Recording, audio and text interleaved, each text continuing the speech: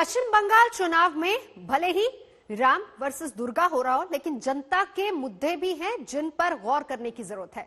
सबसे बड़ा और अहम विषय है वहां का भ्रष्टाचार, जिसको लेकर लगातार ममता सरकार ये कहती आई है कि बीजेपी यानी कि केंद्र सरकार अपनी एजेंसियों का दुरुपयोग कर रही है, क्योंकि आए दिन वहां पर छापामारी हो रही है।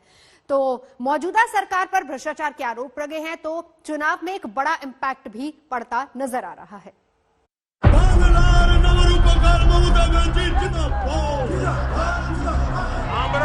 आशोल परिवर्तन चाहिए। बंगाल का विकास तब तक संभव नहीं है जब तक यहाँ टोलाबाजों का राज रहेगा। खेला तो हो ही नहीं। বাংলায় একটা খেলায় যদি ওদের হারিয়ে দেন জানবেন এই দেশ থেকে বিজেপি বিদায় নেবে। অন্য পার্টিকে তোলাবাজ বলবেন আর আপনার পার্টি কি ওয়াशिंग মেশিন। बंगाल का विकास तब तक संभव नहीं है जब तक यहाँ सिंडिकेट का राज रहेगा। 29 अप्रैल को आखिरी चरण की वोटिंग से पहले अब 27 अप्रैल तक पश्चिम बंगाल के चुनाव में जनता के सामने भ्रष्टाचार के मुद्दे पर बयानों का घमासान होने वाला है। ट्रेलर चुनावी तारीखों के ऐलान के दिन भी दिखा, क्योंकि जब चुनाव आयोग दिल्ली से तारीखों की घोषणा कर रहा था, पश्चिम बंगाल की राजनीति में ममता बनर्जी की पार्टी के लिए मुसीबत बन रहे कोयला घोटाले में सीबीआई और ईडी की 15 से ज्यादा टीम कई ठिकानों पर छापेमारी कर रही थी। इस मुद्दे पर ममता बनर्जी सबसे ज्यादा खुद आक्रामक है। খেলা তো হবেই এবং এই খেলা থেকেই বিজেপিকে ঠিক করতে হবে আগামী দিন দেশে থাকবে কি থাকবে না। বাংলায় একটা খেলায় যদি ওদের হারিয়ে দেন জানবেন এই দেশ থেকে বিজেপি বিদায় নেবে। অন্য পার্টিকে তোলাবাজ বলবেন আর আপনার পার্টি কি ওয়াशिंग মেশিন যে কালো যাবে আর সাদা হয়ে ঘুরে চলে আসবে। চোর কি মাই জোর से बोले।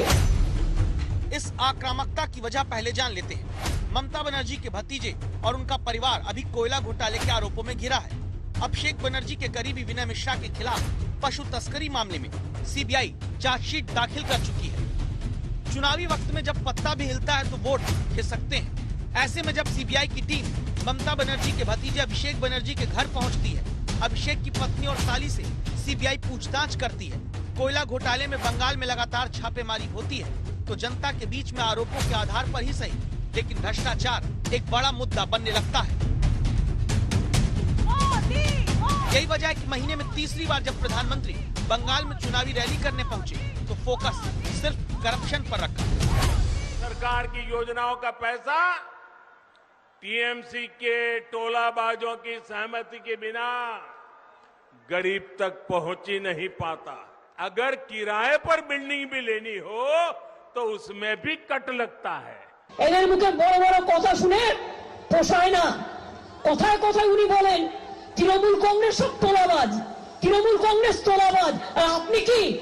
আপনি তো সবচেয়ে বড় দাঙ্গাবাজ, ধান্দাবাজ। आरोपों के आधार पर दावा है कि कोयला घोटाला करीब 5,500 करोड़ रुपए का हो सकता है, जबकि पश्चिम बंगाल में स्वास्थ्य सेवाओं पर सिर्फ 988 रुपए प्रति व्यक्ति खर्च होता है। भ्रष्टाचार के आरोपों का जवाब देने के लिए ममता बनर्जी महंगाई के मुद्दे का हैंडल संभालने लगती है। करप्शन का ठीकरा एक दूसरे पर फोड़ने की राजनीति पश्चिम बंगाल देख रहा है।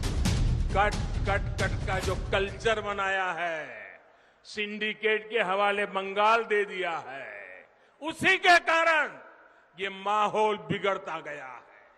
যারা 5 টাকা 10 টাকা গ্রামের গরিব মানুষ তোলে তাকে আপনারা বলেন তোলাবাজ। আর আপনারা যারা দেশকে দেশ বিক্রি করে দেন, কারখানাকে কারখানা বিক্রি করে দেন, কোটি কোটি টাকা কাটমানি খান, তারা কি ক্যাটমানি খান?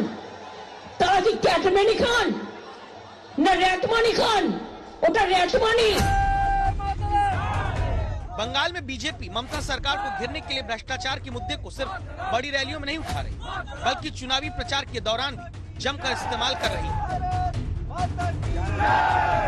हम चिल्ला के 2 साल से कह रहे हैं कि इस प्रदेश के अंदर कोयले के माफिया का सरगना यदि कोई है तो कौन है? सारी जनता को मालूम है। यदि इस प्रदेश के अंदर दोनों तस्करी का माफिया कौन है? कोयले का रंग सिर्फ काला होता है, लेकिन बंगाल के चुनाव में करप्शन का मुद्दा रोज नए रंग दिखाएगा। वजह ये कि चुनावी तारीखों के ऐलान के दिन सीबीआई ईडी की बंगाल में छापेमारी के बाद जांच एजेंसियों को ही कटघरे में खड़ा किए जाने की राजनीति अब और तेज होगी। और चुनाव 8 चरण में है, तो अभी तो छापेमारी शुरू हुई है। आज तक ब्यूरो।